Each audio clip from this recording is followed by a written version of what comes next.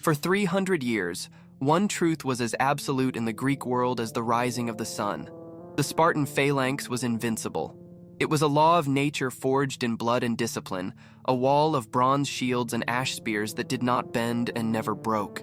Kings and tyrants, democrats and oligarchs all knew that to face Sparta on an open battlefield was a death sentence. Its warriors were not merely soldiers. They were the product of a state system designed for a single purpose: to create the perfect human weapon. Generation after generation, this reputation became a psychological weapon as potent as their spears, an aura of terror that often won battles before the first blow was struck. They were the gold standard of warfare, the immovable monolith at the center of the Hellenic world. But on a hot summer day in the year 371 BCE, on the dusty plain of Leuctra, that law of nature was shattered forever, and it was not broken by a larger army, nor by betrayal, nor by an act of the gods. It was annihilated by a revolutionary idea and by an elite troop of 300 soldiers, a unit unique in history known as the Sacred Band of Thebes. It was composed of 150 pairs of male lovers, warriors who fought not only for the glory of their city, but with a desperate ferocity for one another. Their loyalty was not to an abstract concept of a homeland, but to the person fighting beside them, turning their emotional bond into a lethal weapon of war. The Spartan annihilation at Leuctra was the inevitable consequence of a tactical revolution. The Theban general Epaminondas refused to fight the battle Sparta had always won. Instead, he diagnosed with a surgeon's precision the single, hidden weakness of the Spartan phalanx, its predictable and rigid power structure.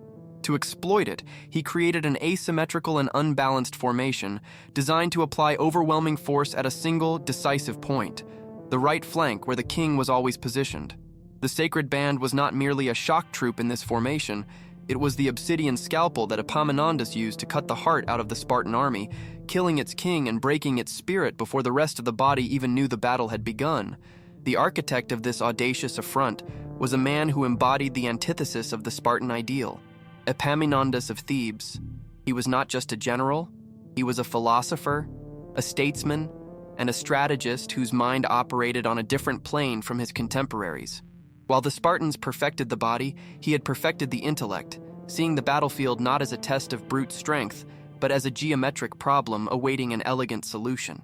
On the eve of battle, as his men felt the weight of history and the fear of annihilation, Epaminondas projected an absolute calm, the serene confidence of a chess master who has already seen the checkmate several moves ahead. He was about to test a radical theory that could either free his homeland from the Spartan yoke or condemn it to eternal slavery. His army was a David before the Lacedaemonian Goliath. It numbered some 6,500 Theban and Boeotian hoplites, outnumbered and, for the most part, considered inferior in martial quality to their opponents. But at the heart of this force lay his trump card, the spearhead of his tactical revolution, the Sacred Band of Thebes. Led by the charismatic Pelopidas, this elite unit of 300 men was a brotherhood forged in love and battle. Composed of 150 pairs of lovers, their cohesion was legendary, each soldier fighting with a protective fury for the man at his side.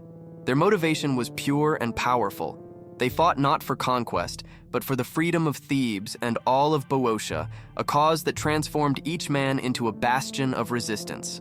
Across the field, at the head of the most feared army in the world, stood King Cleombrotus II of Sparta. His mindset was the product of centuries of unbroken victories. Confidence, bordering on complacency, was his natural state. He commanded not just an army, but an institution, a perfectly oiled war machine that had never known defeat in a large-scale pitched battle. He expected a conventional clash of phalanxes, a collision of shield walls that would unfold according to unwritten but universally accepted rules. For him, victory was a logical conclusion, the predictable outcome of a superior system. He could not conceive that the enemy would dare to break the sacred traditions of hoplite warfare, a failure of imagination that would prove fatal.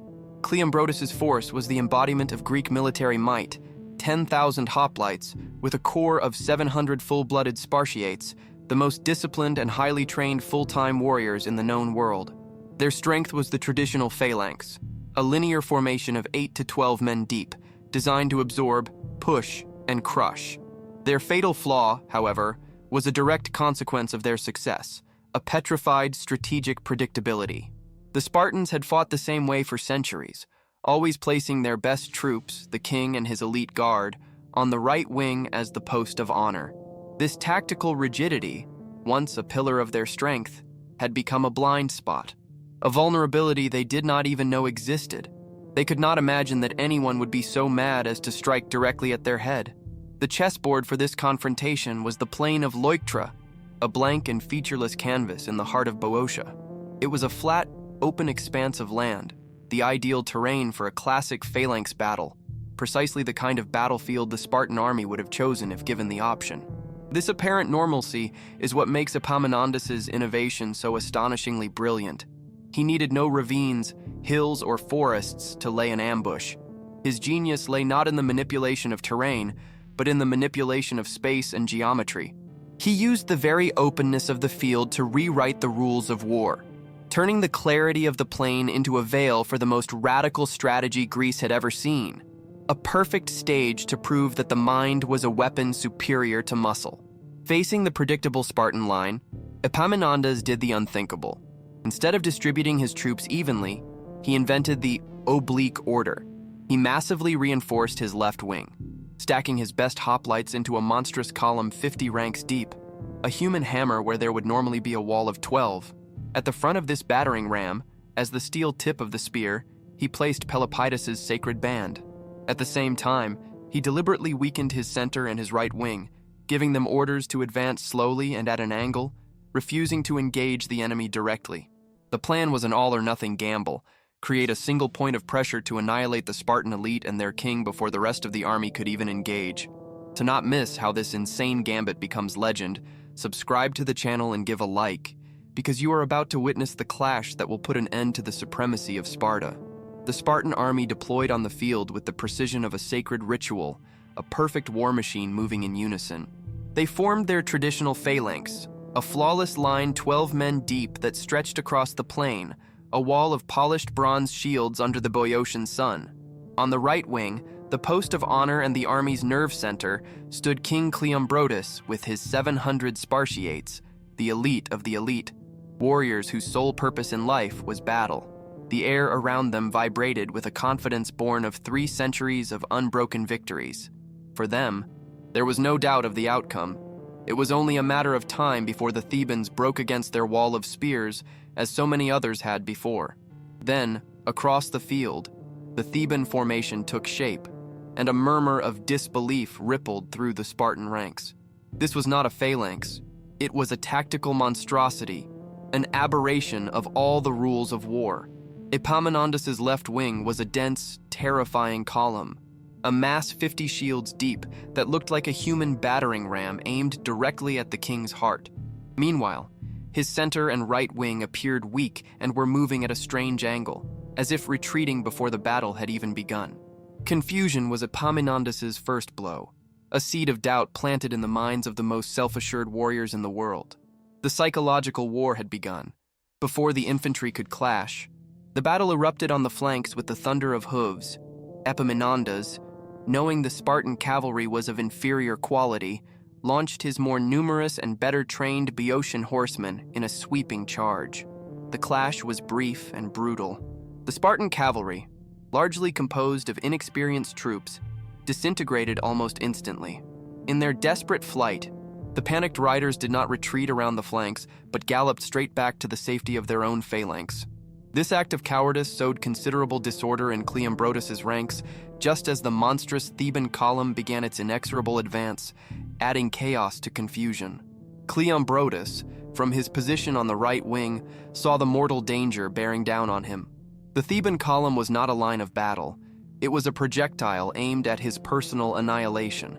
His instinct, forged by generations of Spartan military doctrine, dictated the only response he knew: to attempt a flanking maneuver. He ordered his wing to extend to the right, hoping to envelop the flank of the dense enemy column before it could strike him. It was the textbook move, the predictable response any Spartan general would have made. It was also exactly what Epaminondas had anticipated. The king of Sparta was about to dance to the tune his enemy had composed for him, but the maneuver was doomed from the start. The speed and momentum of the Theban advance were overwhelming. a glacier of men and steel devouring the ground with terrifying swiftness. The chaos caused by his own retreating cavalry further hampered Cleombrotus' attempt to redeploy, his hoplites stumbling to make way for the fleeing horses. The window of opportunity to flank slammed shut in an instant. The Spartan king was forced to halt his maneuver and brace for a head-on impact, pitting his 12 ranks of depth against Epaminondas' 50. The trap had been sprung. There would be no battle of lines. There would be a collision, a test of brutal physics. The advance of the Theban column was a spectacle of raw power. Led by the 300 warriors of the sacred band, it moved not as a collection of individuals, but as a single living entity, an armored fist the size of a building. The ground trembled beneath their feet, and the Boeotian war cry, the paean, rose like thunder, drowning out the shouts of the Spartan officers. For Cleombrotus' men, watching that human mass approach must have been like seeing a tidal wave about to break over them, a force of nature impossible to stop. Every step the column took increased its kinetic energy, turning it into a living siege weapon, ready to pulverize the most famous line in history. The impact was cataclysmic. It was not the familiar sound of shields clashing and grinding, but the dull, horrific thud of a sledgehammer smashing a wall. Physics became a butcher. The weight and pressure of 50 Theban ranks were concentrated on a narrow front, and the Spartan line of 12 men simply disintegrated. The first ranks were crushed, their shields split, their ribs broken, and their spears shattered. The men in the ranks behind, pushed forward by the mass of their own comrades, tripped and fell over the bodies of the fallen, only to be crushed in turn. The legendary Spartan phalanx was not broken. It was pulverized, erased from existence in an instant of incomprehensible violence. Inside this hell of pressure and steel, fighting became impossible for the Spartans. A hoplite could not plant his feet, could not find room to use his spear. He was being driven back by an irresistible force, a battering ram of flesh and bone that did not stop. Cohesion, Sparta's greatest strength, became a death trap.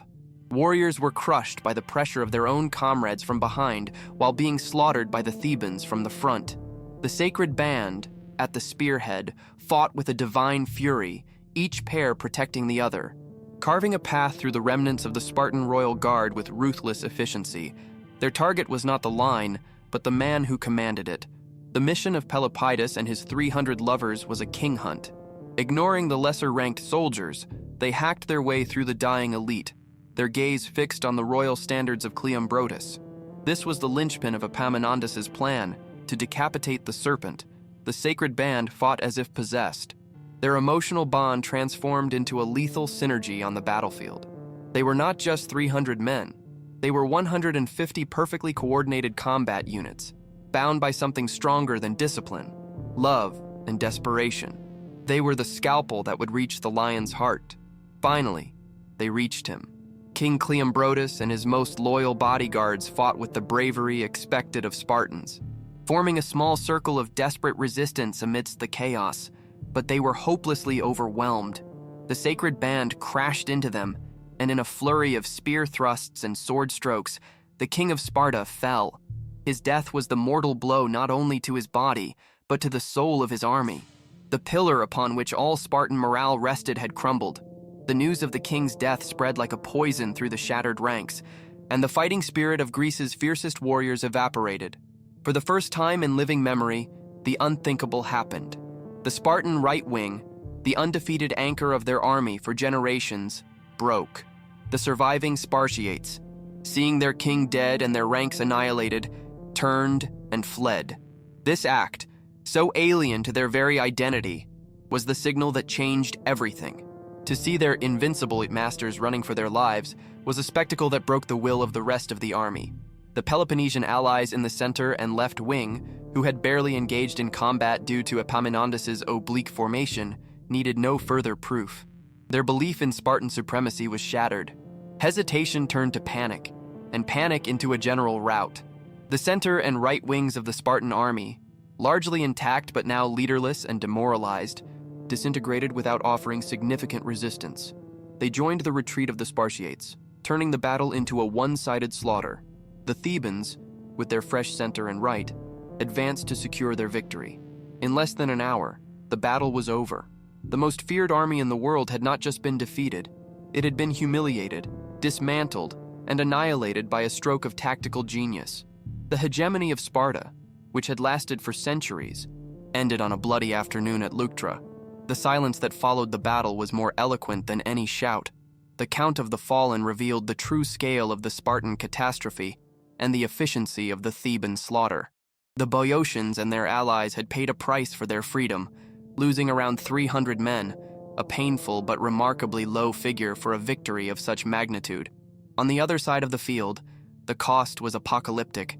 Over 1,000 soldiers from the Peloponnesian side lay dead, but the figure that chilled the blood of all Greece was another. Of the 700 elite Spartiates who had marched onto the field that morning, 400 lay lifeless, including their king. It was not just a military defeat, it was a demographic bloodletting from which the Spartan warrior class, already in decline, would never recover. The fate of the defeated commander was the unmistakable symbol of the end of an era. King Cleombrotus died, as was expected of a Spartan, in the heat of battle, surrounded by his enemies. The true act of humiliation, however, came after. The surviving Spartans, in a total break from their victory or death ethos, were forced to request a truce to recover the bodies of their dead, including that of their king.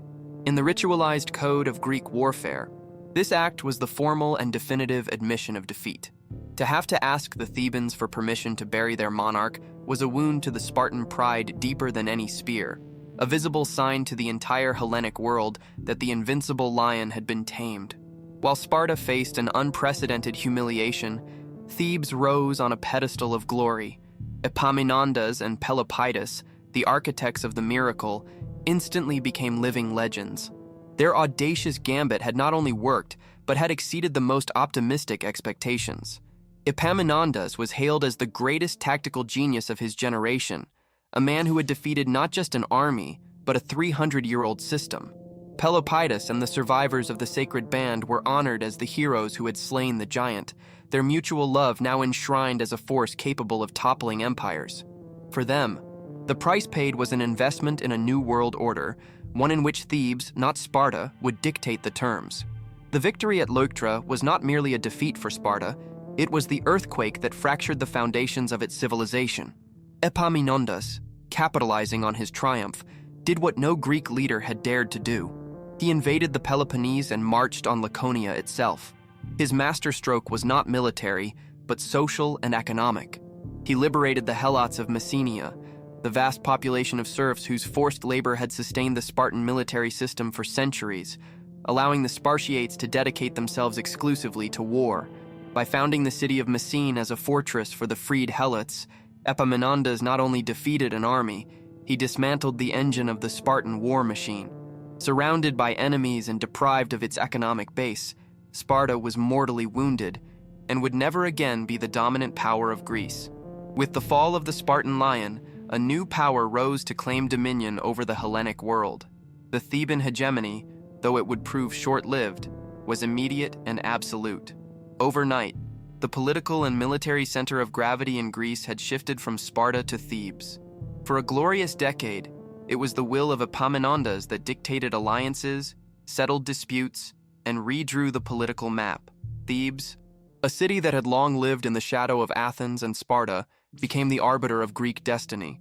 The Battle of Leuctra did not just free Boeotia, it catapulted Thebes to the pinnacle of power, proving spectacularly that the established order, however ancient and feared, could be overthrown in a single afternoon of decisive combat. But the true victor of Leuctra was the mind of a single man. Epaminondas became a legend, a strategist whose name would be whispered with the same reverence as the heroes of the Iliad. He passed into history not just as a conqueror, but as an innovator, a military genius who had challenged and vanquished a system that was considered perfect. He proved that tactical innovation, intellectual audacity, and a deep understanding of enemy psychology were more potent weapons than the most rigid discipline or the most entrenched tradition.